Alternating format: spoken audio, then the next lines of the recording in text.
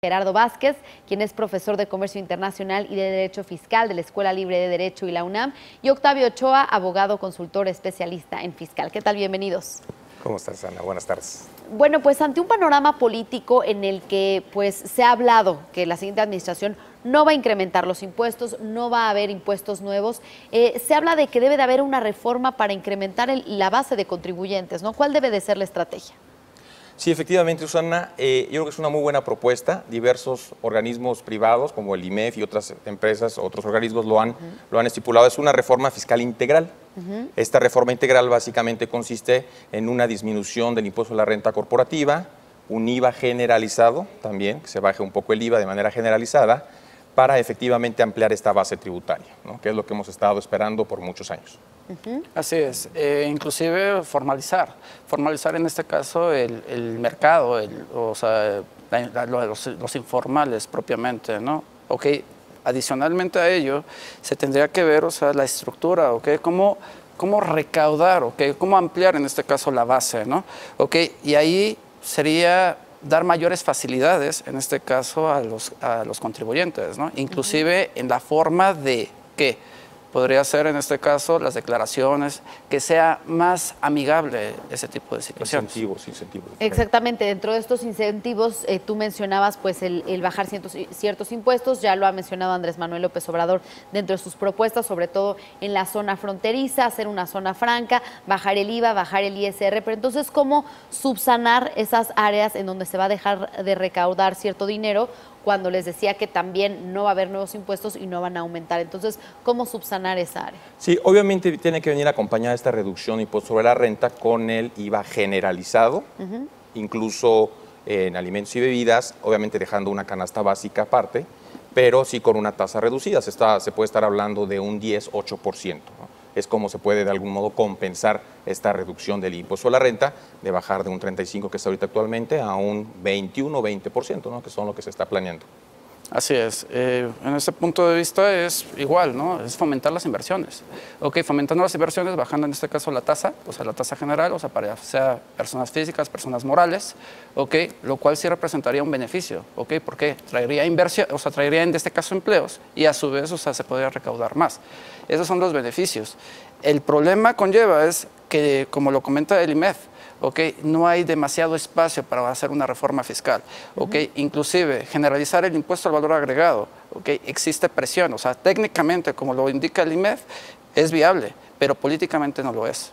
Claro, y sobre todo, pues, bueno, ¿a quién le gusta que le suban los impuestos? Por supuesto que a nadie, ni que se generen nuevos impuestos. Pero para ampliar entonces esta red de contribuyentes, ¿cómo hacer para que pues más personas lleguen a la formalidad? Además de estos incentivos que ustedes mencionan, debe de haber, yo creo que un acompañamiento, una reforma, como decías, integral para incentivarlos a que se incorporen al sector formal, ¿no? Sí, efectivamente, trae recomendaciones de organismos internacionales, incluso el Fondo Monetario, otros organismos que precisamente dicen que la recaudación debe venir por el impuesto indirecto, el impuesto al consumo, que es el IVA, el IEPS, etcétera, y no a la utilidad. Entonces, si vemos el ejemplo de otros países, vemos cuando entraron países como Polonia, Hungría, la Comunidad Europea, fue el requisito que les pidió precisamente la Unión Europea para entrar, que redujeran su impuesto a la renta, que generalizaran su IVA, y así fue como de algún modo pudieron ampliar esa base de contribuyentes. Obviamente, como bien mencionas, tienen que venir incentivos a la micro, a la pequeña, a la mediana empresa, también para traerlos a la formalidad. Obviamente aquí la tarea es desincentivar la evasión fiscal y traerlos a la formalidad, que es lo que todos queremos, obviamente. Claro, y también ver reflejados los impuestos en la seguridad, en la infraestructura, en la vía pública, etcétera. Claro, que lo podamos ver directamente. Particularmente transparencia, ¿okay? ¿Qué es lo que pasa muy seguido con los contribuyentes? ¿Okay? Simplemente los impuestos, ¿dónde van? ¿Okay? El chiste es ver reflejados, o sea, esa recaudación. Okay. ¿Hacia qué? Hacia ciertos proyectos que sean benéficos directamente hacia la comunidad, hacia la población. Ahí sí, ahí ya podría cambiarse. O sea, la estructura que tiene en este caso Andrés Manuel López Obrador, okay, sí, okay, simplemente bajar, o sea, ser austero en este caso el gobierno, tiene beneficios, okay, lo cual, o sea, fomentaría también, okay, en que se incentive en este caso la, ¿cómo se llama? La infraestructura, ¿no?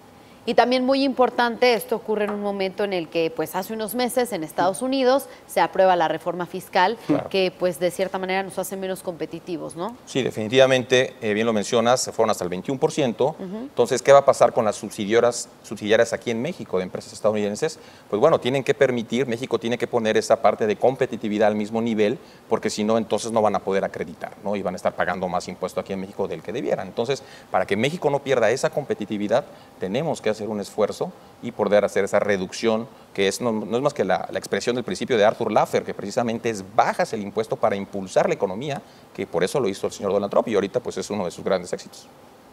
Así es, o sea, el punto, aunque el IMEF ha comentado que la tasa impositiva, o sea, el 21% que determinó en este caso Estados Unidos, no afecta tanto, o sea, si ya lo vemos, o sea, con respecto a los impuestos estatales, no afecta tanto, o sea, la competitividad, aquí el chiste es fomentar, ¿qué es? Fomentar las inversiones, o sea, que haya mayor, o sea, penetración directamente aquí en el gobierno, ¿no? Y esos son los indicadores que ha marcado Andrés Manuel López Obrador, directamente la austeridad, simplemente el presupuesto a una base cero, eso es benéfico directamente, ¿no? ¿Qué otro reto vislumbran en términos fiscales para la nueva administración?